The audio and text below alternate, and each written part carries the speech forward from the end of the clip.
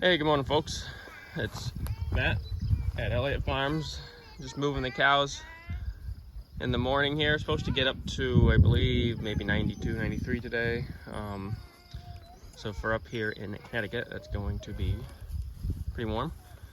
I'm sure the South Pole cattle will do just fine. And even these black ones that I have are pretty well adapted. So, but what I wanted to show was, since it's going to be so hot today, I wanted to try something different. I usually move them twice a day. There's one in heat, that's good. I haven't really seen anyone in heat. So what I wanted to show was the cattle whisperer over there. No, so I'm gonna try and move them maybe 3, 4, well probably more like 4 or 5 times a day, just as an experiment. Just to keep them out grazing instead of being under in the shade during the day. So with twice a day moves, I get pretty good utilization and trample. Actually more utilization than trample. As you can see, everything is pretty much just the stems are standing and they ate everything else. And what they're going into isn't really tall, so they're not gonna really trample it. There's a lot of leaf underneath. Let me zoom out here. But I'm gonna try a little experiment. Just gonna give them, this is probably 8 feet wide by 100. So it's gonna be around probably 750,000 pounds to the acre. So next one I might do a little smaller. I'd like to get up to that 1 million pounds to the acre, but they're ready to move. They're balking at me, but they do look good. Nobody's really sunken in. Hey buddy, this is a friendly guy over here. He's always gotta come and push on me. So I'm gonna get them moved here, and then I'll. Yeah, what's up? I don't look at this guy. What's he doing? Let's get him in a headlock. He's cute, huh? So I'm gonna move this up, and then I'll reel this line up, and then we'll show you them grazing. All right, we got them moved.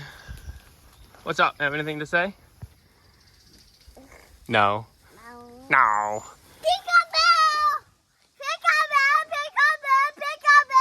Wow. So they love this hedgerow here. They come in and they eat all of the bittersweet and the brush leaves, and it's the first thing they go to. It's funny. One thing I've noticed on both black cows I have, and I think I got one South Pole, they have like vertical, well, they just have cuts on their teats. Like right, and she won't let me get in close, but let me see, on that one. And so I think I have 3 or 4 animals that have that, and I don't know if I've just never noticed it and it's from the calves in past years or what. But anyways, one person said that it could be from brush and brambles, and I think that might be the case, because the past 3 weeks now they've always been having a section of hedgerow to get in, so I really don't know what to make of it. But I definitely do have barbed wire in some places, but not anywhere that they've been so far. I don't believe they've had any barbed wire. But that's, who knows? Beep. Hey, what's up, honey? This is a heifer, a purebred heifer, and she will be bred this year. And luckily, she's cycling. I feel like I'm pushing these cows a little bit, and right before breeding season, definitely something you don't want to start losing condition, or they won't be cycling. And the forages up here is nothing to write home about, and it's stemmy, but luckily she was in heat, and then a couple weeks ago I saw that one in heat. So hey, tell everybody that what you did yesterday. We wrestled You love swimming, don't you? Yeah. You're basically a fish, aren't you? Yeah. Yeah. Yeah. Did you jump in? Yeah. Did you go in the deep end? Yeah. Yeah, that's cool. But I breathe. Huh? Oh, that's right. Your toes, you got cut up from the gunite on the pool. But that wasn't anything you couldn't handle, right? You got over it? Yeah, so this black one here, of course she ain't gonna stop. She's friendly, but she's got a teeth that's cut. Tiny guy. A tiny guy.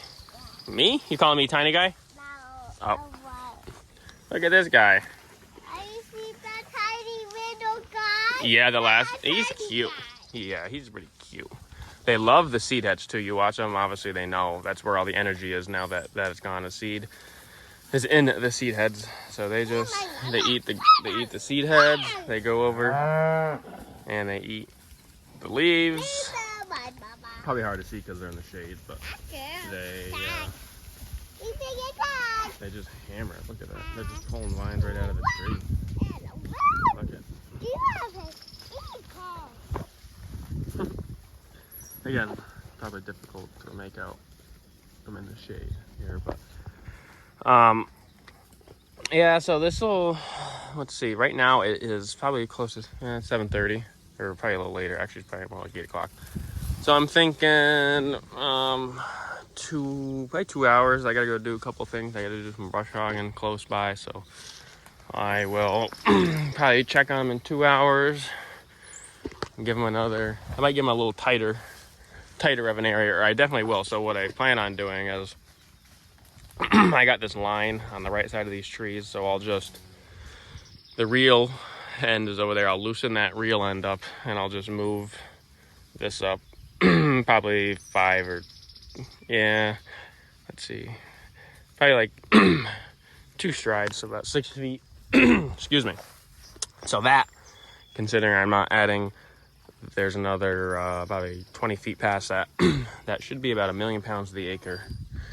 Right here, what I give them at 10 and then noon, 2, and then I'll give them the bigger area for the for their overnight. So just to see how if it keeps them fuller throughout the day.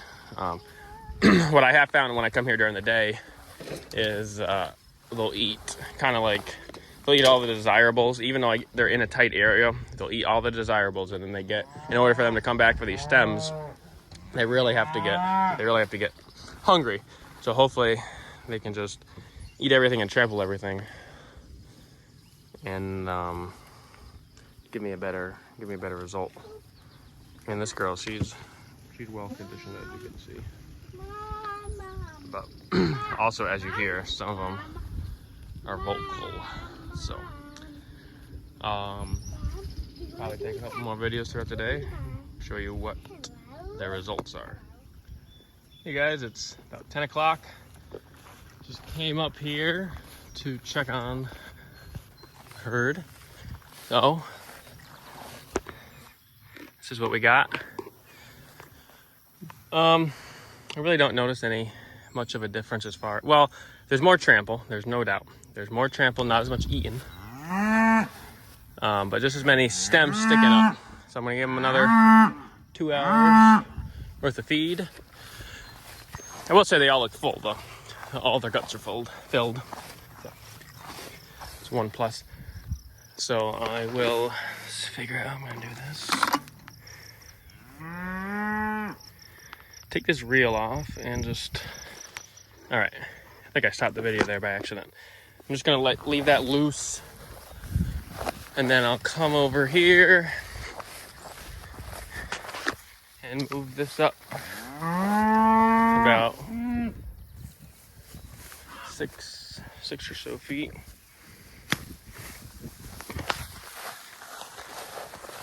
They're ready.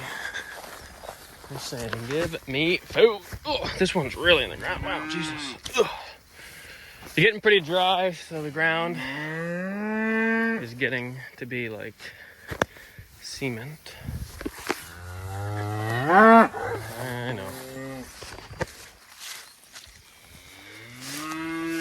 Move this one up.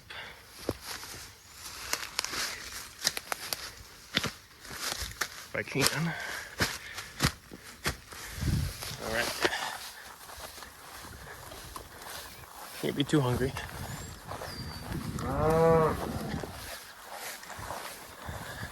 And then I'll come over here, move this reel up and tighten it.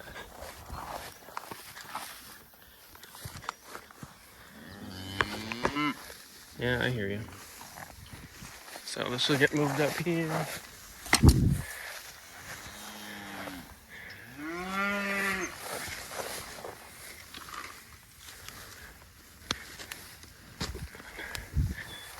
You guys hungry? Hey guys, just did my midday move, 12 o'clock. That last video, my storage in my phone actually was filled up, so I think it ended abruptly. But just moving them up midday. They are definitely trampling more and utilizing less, but they look full, happy. They're all kind of over here in the shade, which is kind of expected, but they love the brush. That's really what they're going after, is the leaves here on the bittersweet. Like this heifer here. We're ripping them off. So this is probably good till 4 o'clock, this move. So I'll give them a little more for the night, let them clean up back here. Calves are doing good. They're just laying out, coming up to see me. Nobody's heat stressed. It's 90, it's probably about 90 degrees, but it's not real humid. It's actually not too bad. So, but the cows do look good. They are nice and fat, so filled out. So this girl here actually, you can see she sunk in a little bit. Last night she cut her tongue. I don't know on what, if it was brush or what, but I just moved them. She was fine before. And then, oh my God, Jesus Christ, what are you doing? The guy just decided to go right through me there. So anyways, I just moved them in, and next thing you know, her whole mouth is just covered in blood. Blood just running out. It was terrible, really gruesome. And from what I could tell, I mean, within 5 minutes, it was kind of gone. And she did stick her tongue out once. I think she just cut her tongue on some brush in there, because there's no, that I know of, there's no barbed wire or anything. So she is eating though, as you can see. But I think she's probably not eating as much because of that injury. And here's one teat I'll show you. Maybe I won't. I was going to show you the cut that she's got, but it's funny. She's actually really friendly, but she don't want me to get close. You see there's a vertical cut there. And she's got a teat on her other side. It's pretty bad. Poor girl. But they're doing good, and this will be good, like I said, till probably about 4 o'clock. So let them eat up and then move them at night, and give you a little update of what that looks like. Hey guys, just moving the cows in for the nightly paddock here. Completed the high density grazing during the day. What I would say is that on the same amount, I gave them probably a little more area throughout the day than I would regularly, but they seem to trample more and eat a little less. So I like that aspect. You can probably see here with the sun reflecting it, all of the grass that's laid down on the ground. I started right,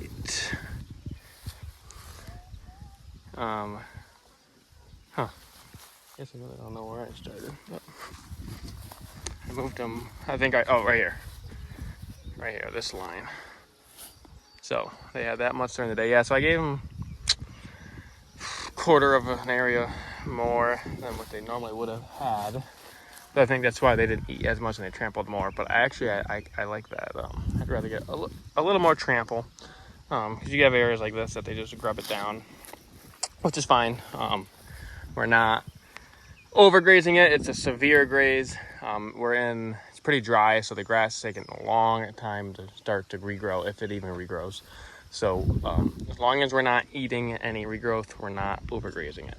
We're just severely grazing it, which is fine as long as you give it the proper recovery period. You see this trough here.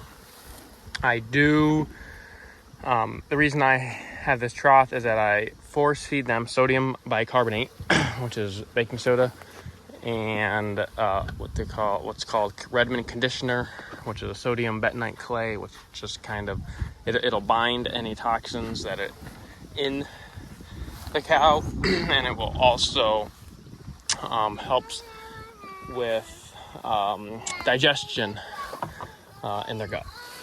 So I give them probably about 4 ounces per head per day of the conditioner, and probably like 3 ounces per head per day of the sodium bicarbonate.